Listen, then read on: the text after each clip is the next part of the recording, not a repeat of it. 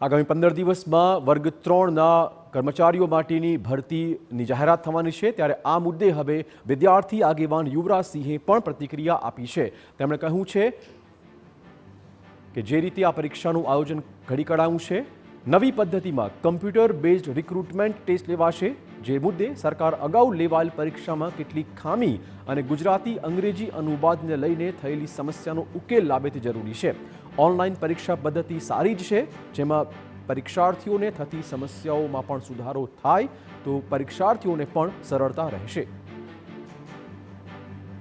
ગુજરાતી અને અંગ્રેજી એ બે ભાષામાં પ્રશ્નો પૂછવામાં આવ્યા હતા, પરંતુ ગુજરાતીનું જ્યારે અંગ્રેજી ટ્રાન્સલેશન અને અંગ્રેજીનું જ્યારે ગુજરાતી ટ્રાન્સલેશન કરવામાં આવ્યું તો ટ્રાન્સલેશનના